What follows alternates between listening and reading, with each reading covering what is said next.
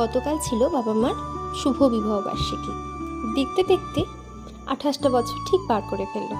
হাজারো ঝগড়া খুনসুটির মাঝে একটার পর একটা বছর যেন তারা এভাবেই কাটিয়ে যেতে পারে, 100 বছর যেন পূর্ণ করে এই জুটি। এটাই তো চাই। এখনকার যুগে যেমন সম্পর্ক টিকিয়ে রাখা দায়, কিন্তু এদের দেখো ঠিক চলে যাচ্ছে। এরা কিন্তু আমাদের আইডিয়াল ভবিষ্যৎ প্রজন্মের কাছে। তাই কালকে সব কিছু অ্যারেঞ্জমেন্ট আমিই করেছিলাম। অফিস থেকে ফিরে একটু ছোট্ট আয়োজন করে তাদের মুখে হাসি ফোটানোর চেষ্টা করেছিলাম। বাবার পছন্দ ছিল ফ্রুট কেক, মায়ের পছন্দ পেস্ট্রি, তাই সবার মিলিয়ে একটা কিছু অ্যারেঞ্জ করেছিলাম। আর কেকটা করতে আমাকে সৌমালিদি সাহায্য করেছিল আমার মনের মতো করে। অসংখ্য ধন্যবাদ সৌমালিদি তোমাকে। আর বাবা কালকে মায়ের দেওয়া টি শার্ট আর মা কালকে বাবার দেওয়া এই সুন্দর শাড়িটা পরেছিল। দুজনকে দেখতে ভারী মিষ্টি লাগছিল, যেন একে অপরের জন্যই তৈরি।